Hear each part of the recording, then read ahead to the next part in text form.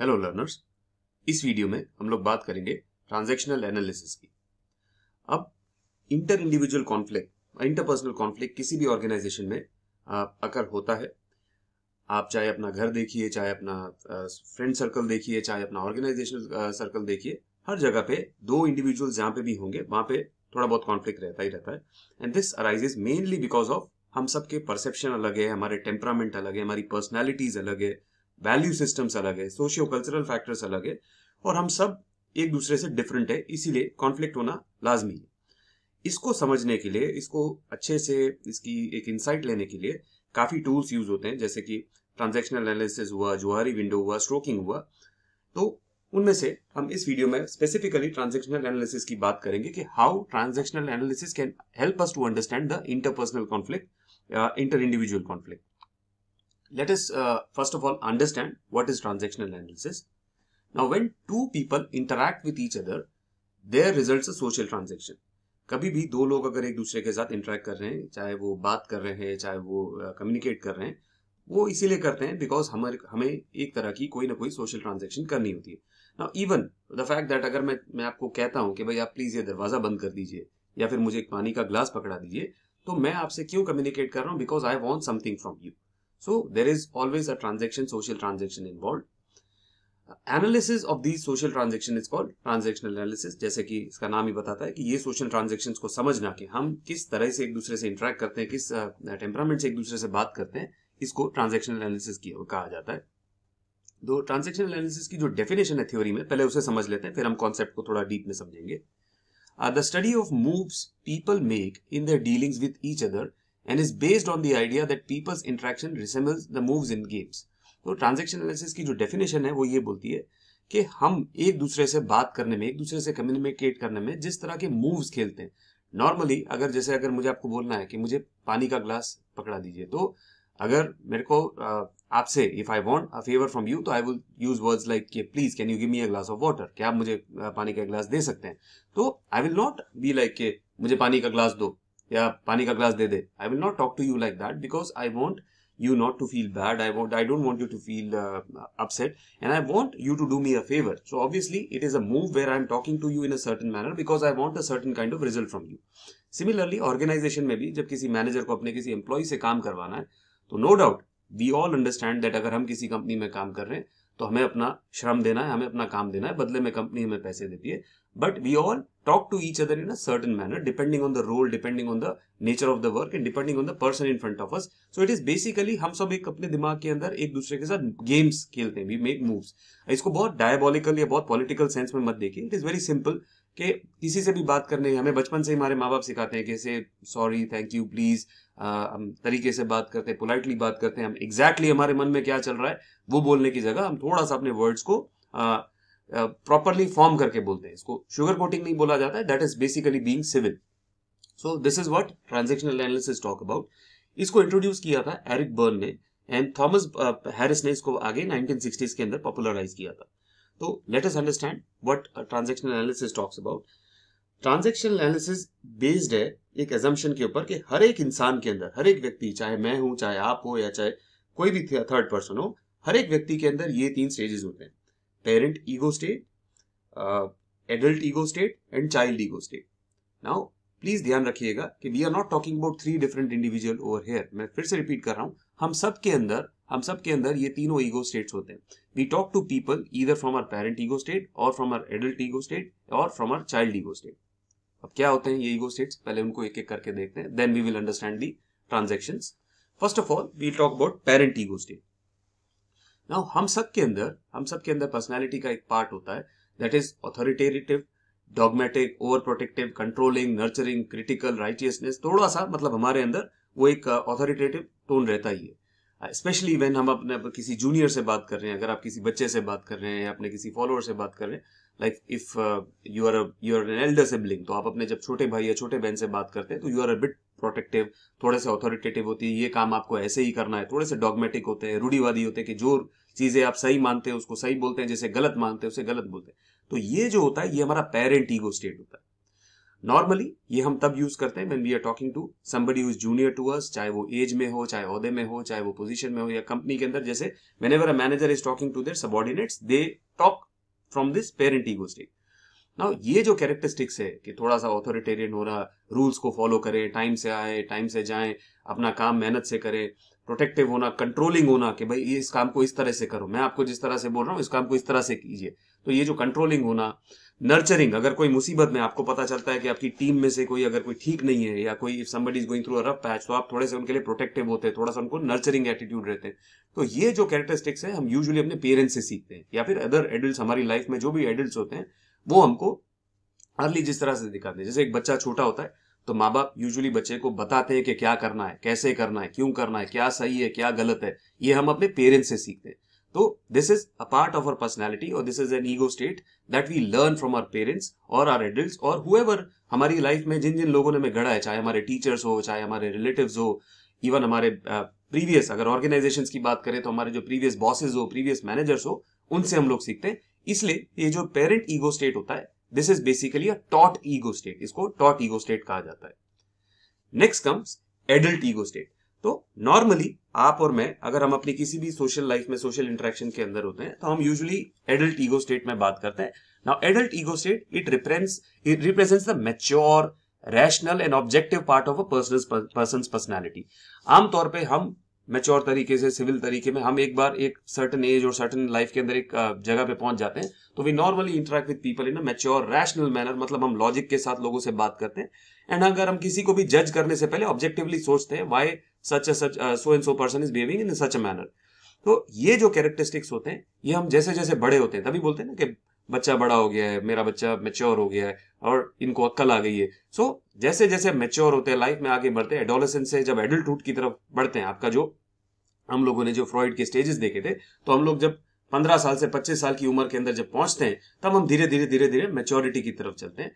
तो ये ego state कैसे आता है? इंडिविजुअल अपने आसपास के अंदर इंफॉर्मेशन को गैदर करते हैं, एनालाइज करते हैं एंड उसके हिसाब से ऑल्टरनेटिव जनरेट करके लॉजिकल चॉइसेस मेक करते हैं। Let me break down this sentence for you. Now for example, आपको किसी ने, somebody came late, okay, you invited somebody for a meeting or probably lunch and somebody came late, तो आप उनके साथ normally, हमारा जो बचपना होता है या फिर हम जो सीखते हैं, हमारे पेरेंट्स ने हमको जो याद कीजिए जो पेरेंट ईगो स्टेट था, हमारे पेरेंट्स ने सिखाया कि भाई लेट आए तो डांट पड़ती है। तो आप अगर फॉर एग्जांपल आपका कोई कलीग है, आपका कोई फ्रेंड है, वो लेट आता है तो आप उनसे थोड़ा डांट के बोलते हैं, ये कोई तरीका है आने का, लेट आने का कोई टाइम है? तो आप साथ देखते हैं कि सामने वाला बहुत ही अलग तरीके से रिस्पॉन्ड करता है। They are like, why are you talking to me like this, I mean like I am just late for a meeting and why are you being so upset. तो आपसे थोड़ा सा हट जाते हैं, तो यू रियलाइज कि नहीं, दिस इज नॉट एक्सेप्टेबल, मैं नॉर्मली लोगों के साथ इस तरह से नहीं बात कर सकती हूँ, मैं बात कर सकता हूँ, I have to be a little civil. ठीक है, अगर कोई लेट हो गया, I have got to understand, I have got to be little objective and उनको एक्सेप्ट करना, थोड़ा सा पेशेंस रखना पड़ेगा। तो next time if such a person is late, you will probably be like, okay fine, I been waiting for you but I hope there must be some logical reason why you are late, या आप उनसे वजह पूछने की कोशिश करेंगे कि आप लेट क्यों हुए। तो क्या होता है, आपने सेम सिचुएशन के अंदर एक बार एक तरीके से एक्ट करके देखा, आपको इंफॉर्मेशन मिली कि जिसको आपने देखा कि नहीं, I can not act in this way, this will not probably, people will not like me, people will not accept me और people will be upset with me. So इसलिए it is better to make a logical choice whereby, ठीक है, I am still upset कि why this person is late, but instead of showing my displeasure I can probably communicate in a better manner. Organisations के अंदर जैसे होता है कि अगर आप एक नई, सपोज आप जूनियर मैनेजर से प्रमोट होते हैं सीनियर मैनेजर की तरफ and you start talking to your team, अगर आप अपनी टीम को थोड़ा सा पहले स्ट्रिक्टली बात करने की कोशिश करते हैं, ये काम इतने बजे तक हो जाना चाहिए, तो आप देखते हैं वर्कर्स मेरे अगेंस्ट रिएक्ट कर रहे हैं या फिर मेरी बात को सुन नहीं रहे हैं, रिवोल्ट कर रहे हैं, जानबूझ के काम को सिलेक्ट कर रहे हैं, तो आप देखते हैं कि probably they are not happy with the tone that I am taking with them, specially if you are leading a team of intellectual workers या फिर जो वर्क टीम अपने आप में मैच्योर टीम है, उनके साथ अगर आप इस तरह से बात करते हो तो आप एनालाइज करते हैं कि दिस इज नॉट वर्किंग। फिर आप you will generate alternative, you will try to talk to them कि चलो मैं एक दूसरी अप्रोच ट्राई करता हूँ, you try to talk to them in a softer manner और probably in a more calm manner and आप देखते हैं कि नहीं, दिस इज वर्किंग बेटर, ये मेरा काम भी निकल रहा है, workers are accepting it this way, so you will make this logical choice and you will try to take this kind of approach. So इसीलिए आप जैसे सोच रहे हैं, आप सोच समझ के अपना रिएक्शन फॉर्म कर रहे हैं, सोच समझ के अपना कम्युनिकेशन फॉर्म कर रहे हैं। सो that is why adult stage को थिंकिंग ईगो स्टेज कहा जाता है। ठीक है, क्विकली रिवाइज करते हैं। पेरेंट स्टेज जो होता है वो हम that is a taught ego stage, हमारे पेरेंट्स ने हमको जो सिखाया हम उस तरह से बिहेव करते हैं. एंड एडल्ट स्टेज के अंदर हम खुद सोचते हैं कि what is working, what is not working. So adult is the thinking ego stage. Now normally people do not act impulsively और in a dominating way in the state. Normally जैसे मैंने कहा कि हमारी मोस्ट खासकर ऑर्गेनाइजेशनल सेटिंग्स के अंदर, corporate settings, formal settings के अंदर हम एडल्ट स्टेज में ही लोगों से इंटरेक्ट करते हैं. हम इम्पल्सिवली नहीं बिहेव करते, we try to control our impulsives, या फिर हम लोगों को डोमिनेट नहीं करते, we try to be in a reasonable and rational manner. Now, people in adult state, they deal with others in a manner that is fair and objective. You try to deal with people around you in a very fair and objective manner. You try to understand that point of view also. You try to be not to be biased with other people. So this is a very desirable ego state. Last जो ego state है, जो transactional analysis में cover होता है, that is the child ego state. Now, child ego state that represents the childish, dependent and immature part of a person's personality. हम सब में ये स्टेट होता है, चाहे आप 70 ईयर्स के हो, चाहे आप 7 ईयर्स के हो, चाहे 17 ईयर्स के हो, हम सब के अंदर ये ईगो स्टेट होता है कि हम, for example, even if I am with my parents, अगर मैं अपने माँ बाप के साथ हूँ या अपने बड़े भाई के साथ हूँ तो I trying to behave in थोड़ा लाड करके बात करूंगा, थोड़ा इमेच्योर तरीके से बात करूंगा ना. For example, if my colleague is coming late, या फिर अगर मेरा कलीग मुझे कोई काम सबमिट करने में थोड़ा लेट हो जाता है, तो मैं उनके साथ थोड़ा सा काम और रैशनल मैनर में बिहेव करूंगा कि ठीक है, fine, take care next time, या there must be a reason and all that. वहीं पे अगर मेरे ब्रदर के साथ, अगर मेरे बड़े भाई के साथ अगर मुझे कहीं मूवी पे जाना है या पे कहीं घूमने जाना है, वो लेट आता है, तो मैं थोड़ा सा नाराज हो जाऊंगा, थोड़ा सा मुंह फैला लूंगा, ये कोई तरीका है इतना लेट आने का, या फिर तेरी वजह से मैं इतनी देर से वेट कर रहा हूं. तो क्या होता है, आप एक डिपेंडेंट एंड इमेच्योर मैनर में कभी कभी बिहेव करते हैं. Now these characteristics they grow out of one's childhood experience. आपके साथ बचपन में जिस तरह से रहा हो, आपने जैसे अपने आसपास देखा हो, बचपन में आपके साथ जैसा रहा हो, उसके ऊपर होता है. Now these behaviours they are laden with emotions. आप इमोशन के through, instead of talking rationally, आप लॉजिक से बात करने की जगह दिल से, इमोशन से ज्यादा बिहेव करते हैं. थोड़ा सा इनसबऑर्डिनेशन होता है, आप टेंट्रम्स थ्रो करते हैं, छोटी छोटी बात पे खुश हो जाते हैं या रेबेल करते हैं. सो चाइल्ड ईगो स्टेट है, that is a very emotional ego state. It is more of a felt ego state. तो अगर मैं बात करूं, एडल्ट ईगो स्टेट दिमाग से होता है, तो चाइल्ड ईगो स्टेट दिल से ये स्टेट निकल के आता है. तो कंपनीज के अंदर, ऑर्गेनाइजेशंस के अंदर भी देखते हैं कि हम कई बार वर्कर्स, मैनेजर कुछ और बात कर रहा है, बट वर्कर्स उनको थोड़ा सा इमेच्योर तरीके से रहते हैं, या थोड़ा सा इमोशनली बात दिल पे लगा लेते हैं कि मुझे इस तरह से क्यों बोला, मैं काम नहीं करूंगा जब तक मेरे को सॉरी नहीं बोलेंगे. तो ये एक चाइल्ड ईगो स्टेट होता है. This is a very immature और चाइल्डिश स्टेट. नाउ मैं फिर से एक और बार रिपीट कर रहा हूं, हम सब के अंदर ये तीनों स्टेट होते ही होते हैं, चाहे वो पेरेंट ईगो स्टेट हो, कुछ लोगों के साथ हम एक डोमिनेंट तरीके से बात करते हैं, एक एडल्ट स्टेज होता है, मोस्ट ऑफ द टाइम्स हम लोग रैशनल और लॉजिकल रहते हैं, और कभी कभी हमारे में लड़कपन आ जाता है जिसको चाइल्ड ईगो स्टेट बोला जाता है. नाउ सोशल ट्रांजेक्शंस की अगर हम बात करें, जो हमने बोला कि हम जब एक दूसरे से इंटरेक्ट करते हैं तो we are involving into a social transaction. मुझे अगर आपसे कुछ चाहिए तो बदले में मैं आपके साथ इंटरेक्ट करूंगा, सो this is a social interaction.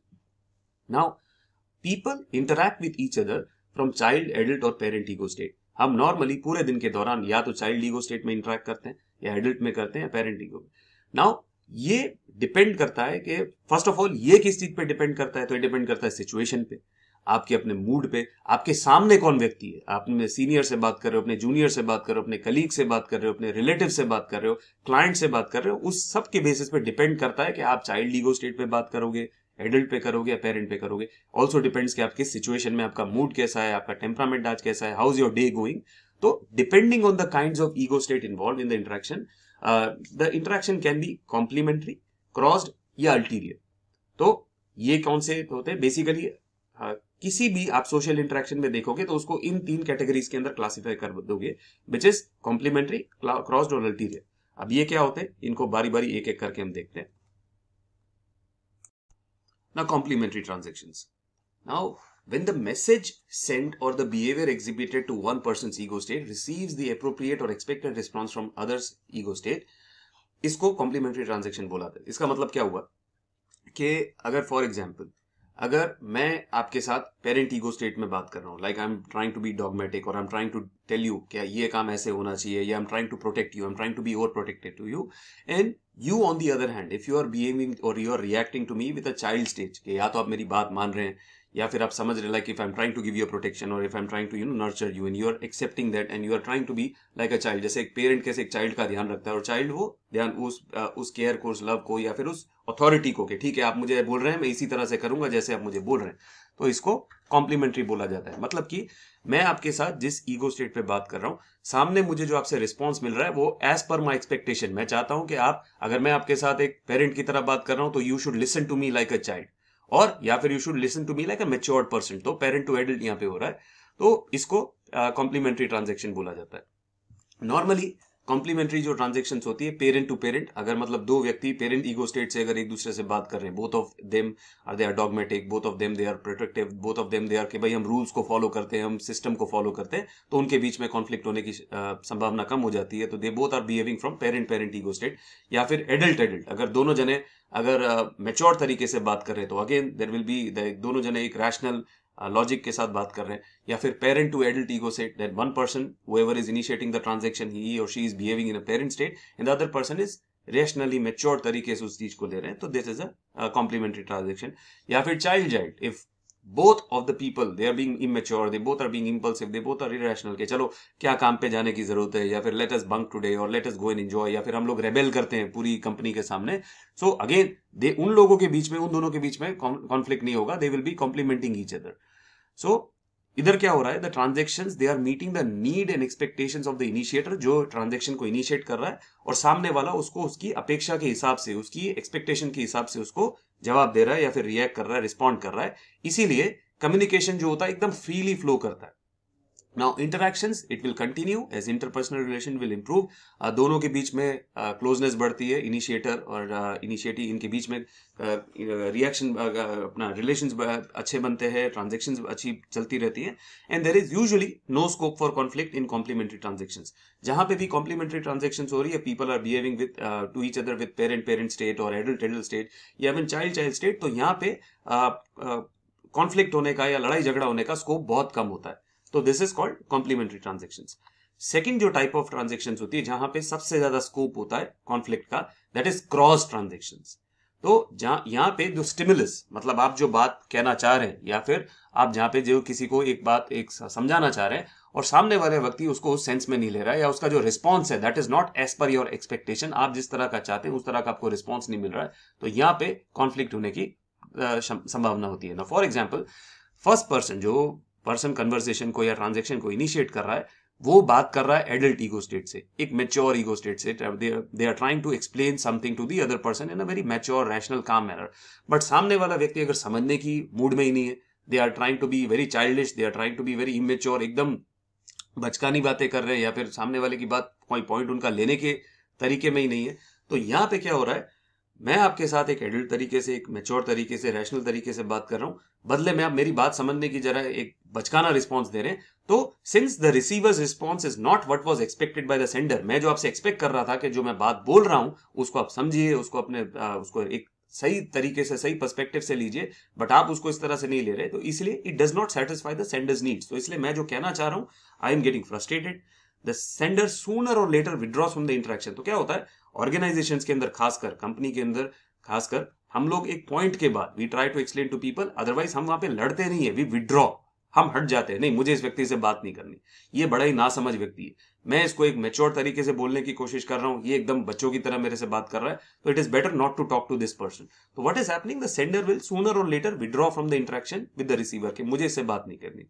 तो जब ऐसा होता है, जब कम्युनिकेशन ब्रेक डाउन हो जाता है, तो कॉन्फ्लिक्ट की संभावना बढ़ जाती है।